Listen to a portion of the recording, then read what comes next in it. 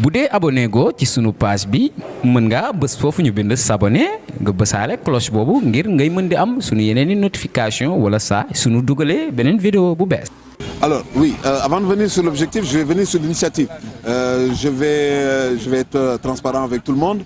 Vous le connaissez très bien, votre doyen Ibrahima Diarra. J'ai eu à le rencontrer il y a 2 semaines autour d'une large revue du paysage sportif à Saint-Louis en vue des Jeux Olympiques avec un partenaire, l'ambassade de France à Dakar.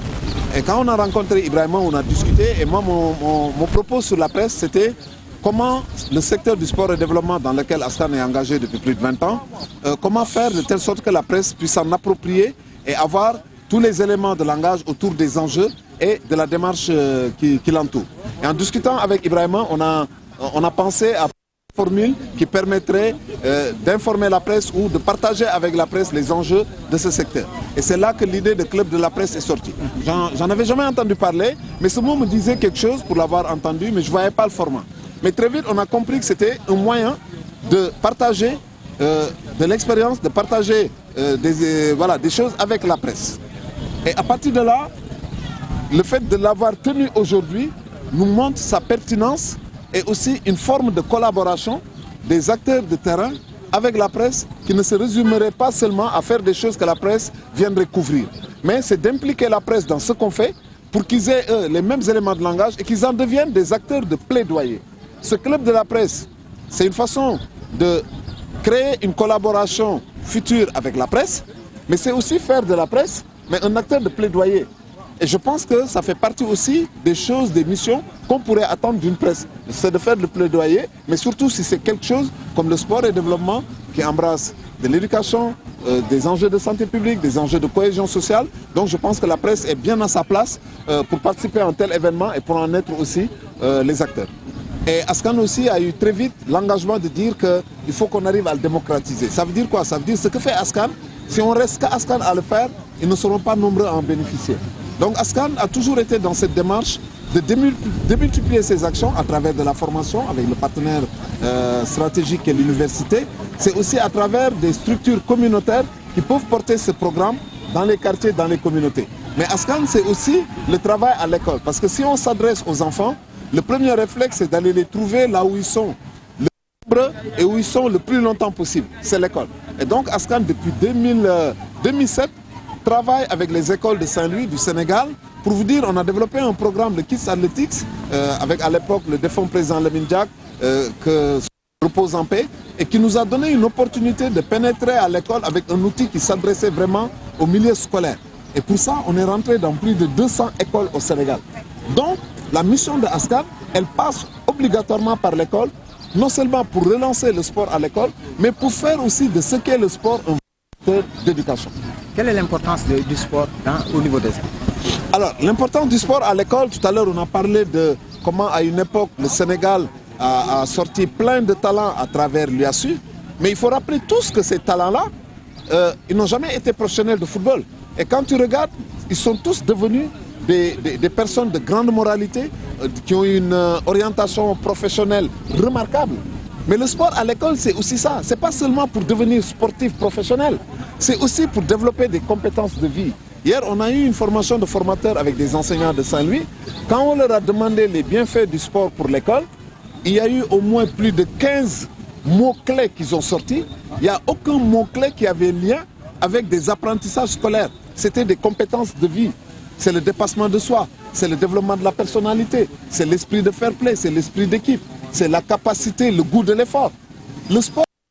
il participe au développement de l'enfant sur des choses que l'enseignement, l'instruction scolaire est incapable d'apporter. Mais l'enfant n'est pas seulement à l'école pour de l'instruction scolaire, il est là aussi pour développer l'individu qu'il est. Et le sport à l'école, c'est le meilleur moyen pour y accéder et le moyen le plus efficace. Le développement du sport au niveau des écoles, tout à l'heure, on a beaucoup parlé d'infrastructures. C'est un vrai problème. Mais tous les problèmes structurels sont les plus longs à résoudre. Il faut le savoir. On dit beaucoup, ouais, les écoles n'ont plus les espaces pour faire du sport. C'est une réalité. Mais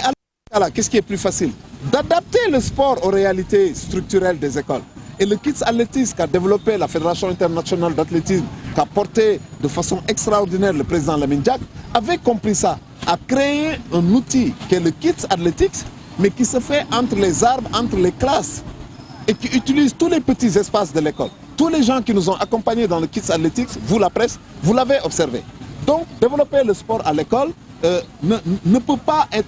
freiné par les contraintes. Les contraintes, il faut les contourner. Et qu'est-ce qui les contourne? C'est l'ingéniosité, c'est la faculté d'adaptation. Et Askan, c'est ça son cœur de métier. C'est être ingénieux dans nos contenus, dans ce concret, en tenant compte de l'existant. Donc, du structurel, du contextuel et du conjoncturel. Donc, développer le sport à l'école est possible, malgré les contraintes qu'on peut relever, parce que ces contraintes ont certainement des solutions. Askan association la kuréel boo xamante ni am na ñaar fukki at ak benn yoo xamante ni tëral nañ ko fii Ndar ci gëm boo xamante ni rek mooy que ni sport tàggat yaram ak po ca xale yi mën na nekk loo xamante ni mën na leen yokk kalam yokk réew mi kalam indi yokkute ci nit ñi ak ci réew mi. alors ndaje tey bi ci ay waxtaan la jógee ak suñu doyen Ibrahima Diarra mi nga xamante ni moom mooy responsable lépp luy presse bu jëm ci wàllu tàggat yaram wàllu sport ñuy waxtaan ci naka nañu mën a ñun li ñuy def askan ci yëngu-yëngu yi ñuy def muy ci quartier yi muy ci école yi muy ci sport boo xamante ni du sport pour compétition du sport pour gagner wala perdre xamante ni day indi yokkute ñu ciy waxtaan naka nañu mën a fexe ba presse bi nekk Ndar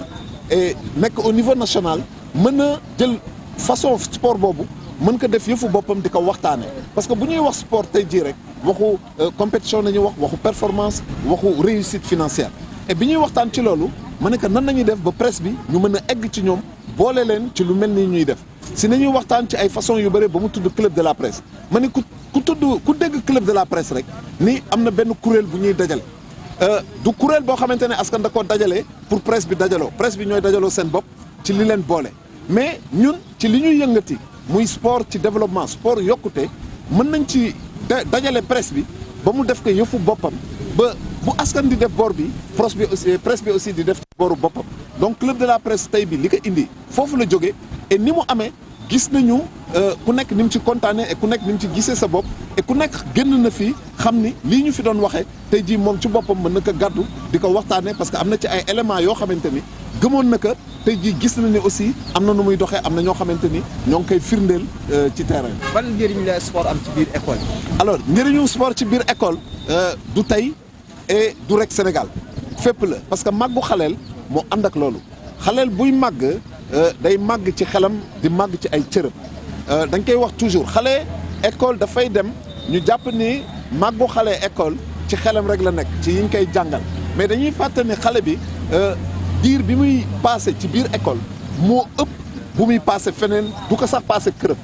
donc boo bëggee indil que màgg boo xamante ni lépp da ciy ànd il faut que école ba xale bi di nekk li ëpp il faut que lépp li koy màggal ñu dugal ko ca école ba mooy màggaayu xelam ak màggaayu cërëm sport day indi loolu sport ci école primaire mais pour loolu aussi il faut que sport bi ñuy def ak xale bi ci biir école mu nekk sport boo xamante ni day yokk xelam mooy sport boobu naka lay mën a amee yoon bu koy yóbbu aussi mu gën a dëgëral la muy jàng école mais ci tàggat yaram bi mu doon aussi mu nekk loo xamante ni da koy dimbale ci màggu cërëm. toujours dañuy wax manque d'infrastructure est-ce que loolu laay la pour sport bañoo dem ci école. alors affaire infrastructure mooy béréb yi nga xamante ni defar nañ leen pour sport mën fa am boo nee par exemple dama bëgg ci école bi di fa def football ay 11 contre 11 écoles yi amatuñu espace boobu fekkee da nga ni dama fa bëgg def ay yoo xamante ni foog mu nekk moderne école amatul espace boobu école espace yi fi nekk tey gis ngeen ko xam ngeen que jafe na pour ñu changer ko école yi am nañu seen melokaan tey pour nga changer ko dafay jafe li leen wër mënoo koy yokk ba di yokk école ba alors su boobaa lan ngay def mooy la nga fay dugal moom ngay adapté mu ànd ak mu méngoog na école ba mel et lu mel noonu am na et ñun loolu mooy suñu liggéey aussi mooy dañuy def si sport ci benn béréb mënuñu wax ni na béréb ba changer pour ñu def sport bi ñu indi mooy ñëw méngoo ak béréb ba nu mu mel et tey jii école yi la fa xam ñun askan am na fukki at ëpp na tey jii fukki at ak juróom ñoo ngi développé benn programme sportif bu tudd Kids Athletics boo xamante ni ñoo ngi ko jëlee ci fédération internationale kuréelu réew yi nga xamante ni ñoo gàddu woon athlétisme te suñu nattangoo suñu compatriote jëm ci yàlla Lamine Diack jiite woon ko yàlla na ko yàlla yërëm fa mu tëdd